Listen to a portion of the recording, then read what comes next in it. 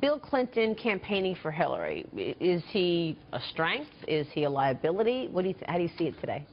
Well, I think Bill Clinton's a strength no matter how you cut it. I think when you go into the general election on get out the vote between Barack Obama and Bill Clinton, two of the most popular people in the country. I agree. He's loved. Okay, are you kidding me? I think having them help with that speech that he gave in 2012 for President Obama was a game changer. I think having the two of them get out the vote is going to be obviously incredibly important for the secretary. The most interesting thing that I learned today is that it's conceivable that the Democratic nominee for president is going to be in a general election taking money from Wall Street, and the Republican nominee likely will not. You left out the FBI investigation. That's true. Well, listen, we have a bunch of months ready to go before there's a general, so I think it will be very interesting what happens. And I love how everyone labels Wall Street, you know.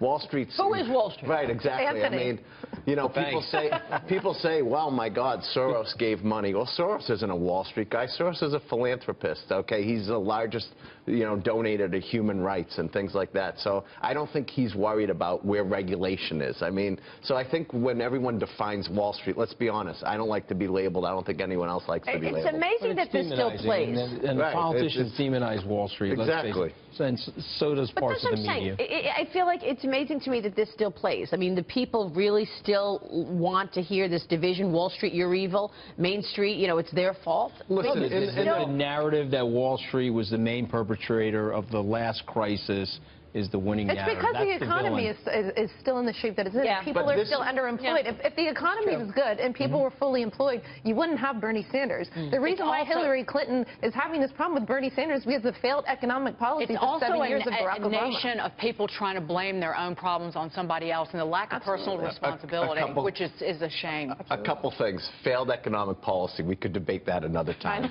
Because I was there at the Lehman weekend. I think where we are versus then, come on. Secondly, we're talking about a primary. The primary right now, people go far left and far right. When you come to the general, that's true. It's about who wins the swing states. Yeah. And when you win the swing states, you end up going center left or center right because you can't win Ohio and you cannot win Michigan and you cannot win Florida, okay, if you're talking about populist rhetoric, far left or far right. So what you're saying is this is all politics right now. What I'm saying, we're in a primary, and this won't be the same narrative when we hit the general. It just won't be. We're going to be talking about the economy and about foreign policy. Who's the vice Will presidential Donald Trump nominee? be talking about that too? You know, Donald Trump, I don't know, you know, it will be very interesting what he's talking about. But go ahead, the question I heard this morning... Who's going to be the vice presidential nominee for for candidate Clinton?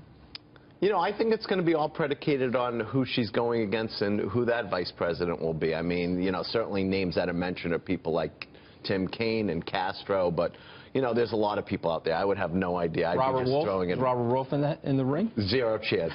Bloomberg, what about a cabinet? What about a cabinet position? I mean, zero chance on that too. Don't worry. That's why I'm a good helper. I'm trying to get an invite to one of these White House parties. But hear me out here for a second, because you know Larry Fink has wanted to be Treasury Secretary for a long time. Yeah. Would she choose Larry Fink even if he's associated with Wall Street? You know, I think Larry Fink would be a great candidate because he's the one that actually is putting this whole short-termism to the forefront and what he wrote to the Fortune 500 so companies. Elizabeth Warren's not going to let that happen. He's a terrific guy. He would be a great nominee for either party, let's just face it. Yeah, it's true. Robert Wolf, good to see you, sir. Great to see you all. Thanks so much. Robert Wolf there. We'll